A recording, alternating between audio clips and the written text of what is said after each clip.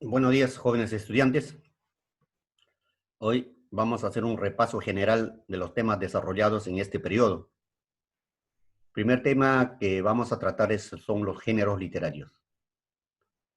Los géneros literarios son distintos grupos o categorías que se han clasificado las obras literarias teniendo en cuenta su contenido con la finalidad de comprender mejor o para su mejor estudio. Y los géneros tradicionales son épica, lírico, narrativo y dramático. El género épico tratan sobre temas históricos o hechos históricos legendarios, en donde los héroes, los dioses participan, ¿no? Podría ser en conflictos, en las guerras. Por ejemplo, dentro de este género está la Ilíada y la Odisea, pero tiene sus subgéneros, ¿no? Por ejemplo, la epopea, ¿no? La epopea es un género, es un subgénero donde nos manifiesta las grandes hazañas de los héroes o de los pueblos, ¿no? Como vuelvo a recalcar, aquí está la Ilíada y la epopea. Epopea, la Odisea. Luego tenemos los cantares de gesta, ¿no? Mayormente son conjuntos de poemas religiosos, de carácter religioso, también hazaña de héroes. Por ejemplo, tenemos el Mío Cid. Luego tenemos poemas épicos, que también son religiosos. El género lírico es un género subjetivo, ¿no? Habla sobre el amor, la muerte, ¿no? Puede también hablar sobre, por ejemplo, en este caso puede hablar sobre la agricultura, puede hablar sobre la vida del campo, ¿no? Tenemos la Oda, la Elegía, la Égloga, de Garcilaso de la Vega, ¿no? El género narrativo ya es un género que no presenta secuencialmente hechos, acontecimientos de ficción, mayormente escritos en prosa, ¿no? Y luego utiliza como forma de expresión la narración y la descripción. Y los subgéneros son, por ejemplo, la novela, el cuento, la leyenda, el mito, las fábulas, ¿no? Las historietas. Luego tenemos el género dramático, ¿no? Aquí el autor plantea un conflicto diverso, ¿ya? Y su finalidad esencial es la representación de los personajes ante el público. ¿Ah? Ahí la presencia del diálogo, o en algunos casos monólogo también, ¿no? Entonces esto también tiene sus subgéneros, o llamada también especies, ¿no? La comedia, ¿no? La tragedia. La comedia, por ejemplo, nosotros podemos manifestar, por ejemplo, la ñacatita, ¿no? Una comedia. Tragedia, por ejemplo, Edipo Rey, La boda de sangre. Y luego tenemos otro subgénero del drama, una combinación de trágico y lo cómico.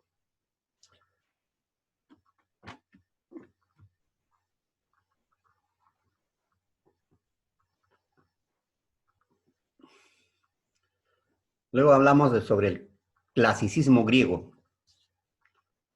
Periodos. ¿Qué cosa es clasicismo? Es el movimiento literario que comprende desde el siglo XV hasta, antes de Cristo, hasta siglo, ¿no? 5 después de Cristo. Esta es la literatura más antigua de cada pueblo, ¿no? En base de mitos, ¿ya? En esa época el mito era pues considerado como algo real. La gente creía en eso, ¿no? Porque explican el origen del universo y de los dioses, de todas las cosas, ¿no? Periodos. Hoy vamos solamente, tiene más periodos, pero vamos a hablar solamente de dos periodos. Jónico o arcaico, siglo XII y siglo VI. Tenemos, por ejemplo, épica, Homero, como hemos manifestado cuando hablamos sobre género literario, ¿no? Aquí vemos Homero con la Ilíada y la Odisea, en género épico, ¿no? También tenemos Hesiodo, Teogonía, ¿no? Y los trabajos de los días, son poemas extensos. En lírica tenemos a Safo, Epitalamios, y Píndaro, 44, Epinicios, quiere decir poemas, versos, ¿no? Luego pasamos a periodo ático o clásico, siglo VI al siglo IV antes de Cristo, ¿no? Aquí tenemos tragedia, aquí lo que ya nace, por ejemplo, tenemos los grandes trágicos, ¿no? Sófocles, Esquilo y Eurípides. Eurípides con las Bacantes, Sófocles con su tragedia Edipo Rey, Esquilo con la Orestiada, ¿no? Sus obras más sobresalientes de estos tres trágicos o dramaturgos de Grecia más importantes que de algún modo formalizaron el teatro. En comedia tenemos a Aristófanes con su obra Las nubes, y filosofía también tenemos Sócrates, la Apología, Platón, la República, y Aristóteles, la Poética.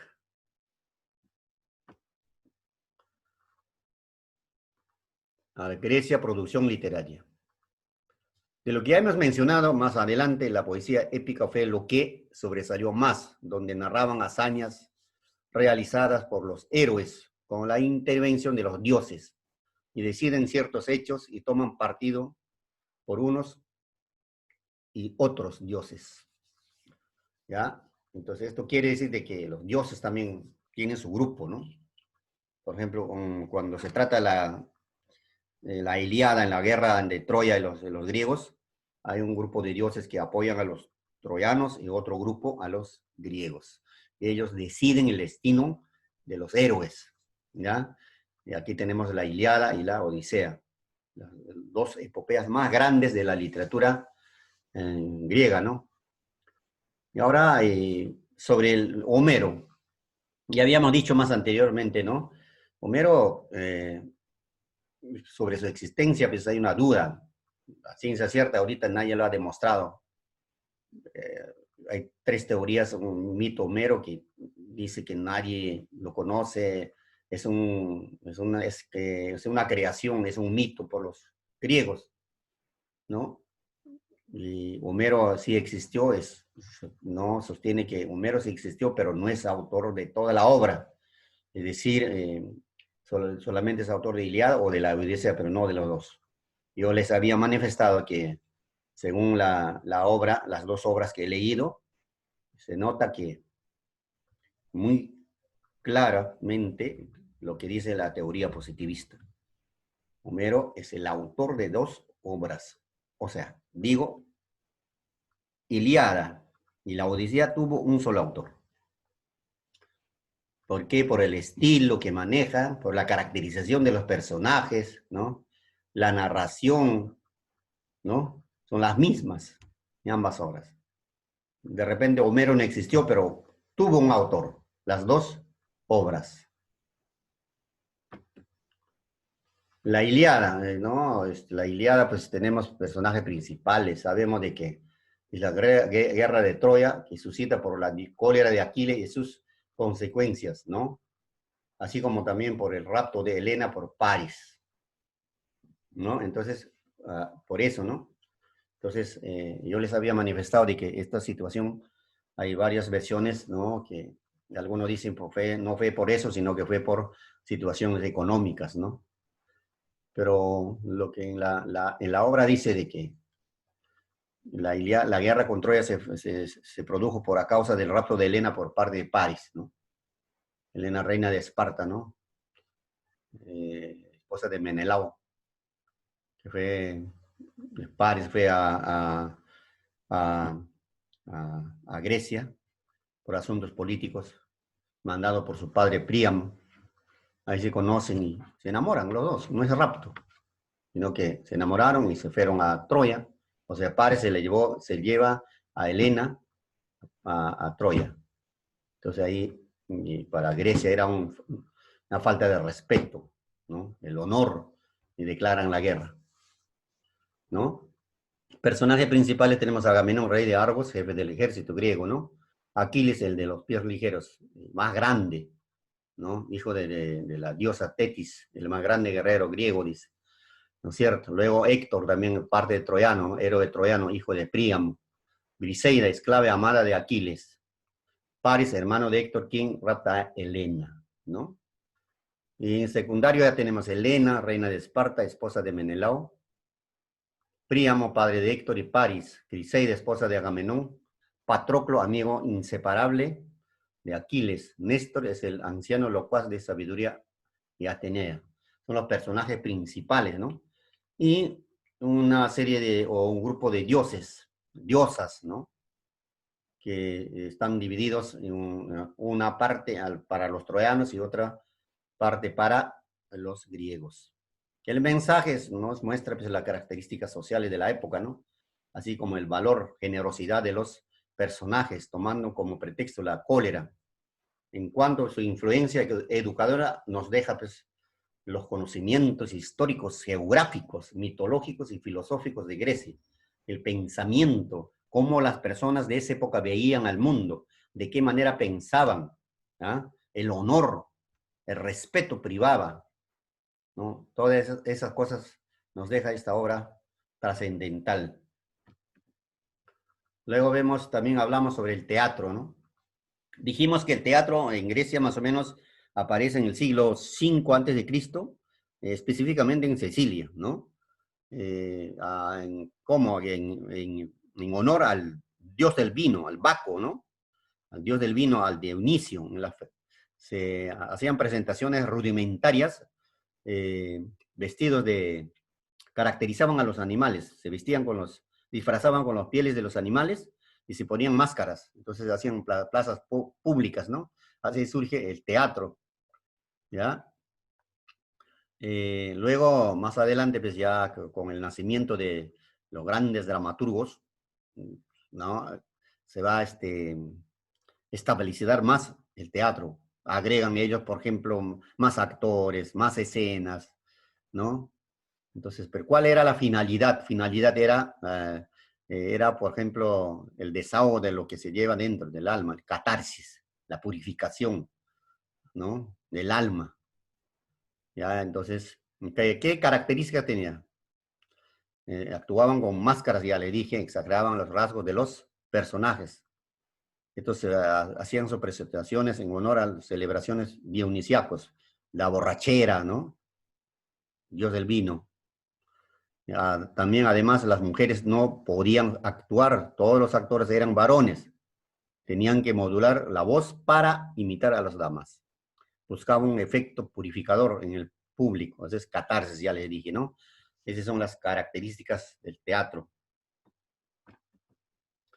Ahora pasamos ya de Grecia a otro pueblo pujante, otro pueblo importante, durante muchos siglos reinó en el mundo, ¿no? Una organización política, social, cultural más poderoso, ¿no? El clasicismo latino se refiere a Roma, romanos, ¿no? Entonces esto abarca más o menos 12 siglos aproximadamente, comprendidos entre la fundación de Roma 754 antes de Cristo y el caído del Imperio Romano desde el occidente en 476 después de Cristo. ¿Cuántos años, no? Y la literatura, pues, resultan imitadores de los modelos griegos. O sea, la literatura romana, en su principio, solo se dedicaban a imitar a los griegos, ¿ya? ¿Qué característica tiene? Ya dice, no, fue el principal vehículo de transmisión de la literatura griega. Ellos transmitían la literatura griega. El desarrollo de sus géneros fue ornamental y artificial en relación con la literatura griega. Luego la lengua, ¿no? En la expresión literaria fue el latín, claro.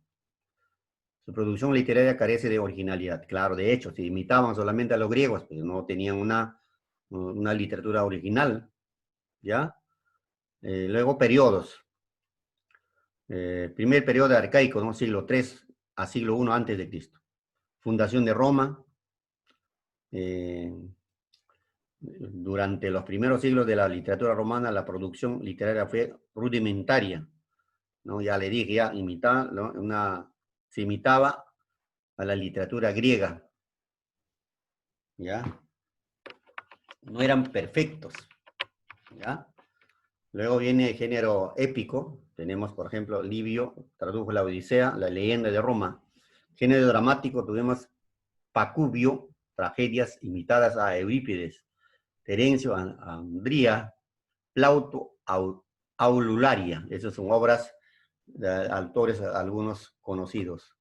Luego tenemos periodo clásico, ¿no? O clásica, periodo de Cicerón, marca, ¿no?, el desarrollo de género narrativo, el cual se manifestó a través del ensayo e historia. Género dramático, narrativo, tenemos a Cicerón, Filípicas, Julio César, comentarios de guerra de las Galias, ¿no? Luego, en el periodo clásico está el periodo de Augusto. Augusto es conocido como Edad de Oro, ¿no?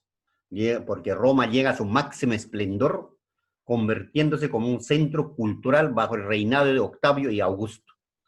Aquí ya estos reyes ya, ¿no? Hacen de que Roma sea neto, tratan de anular a los poetas griegos, por ejemplo, a Homero, ¿no? Entonces, los poetas griegos, romanos tienen que exaltar la grandeza de Roma, ¿no es cierto? En género épico tenemos Virgilio, la Eneida, el más grande, ¿no? Virgilio, que se dan cuenta de que, o se acuerdan, Virgilio es el maestro guía de Dante en la Divina Comedia, ¿no? En género lírico, Horacio, epístolas, Ovidio, el arte de amar. Bueno, jóvenes, eso ha sido todo. Espero que hayan comprendido y suerte pues en los exámenes. Gracias.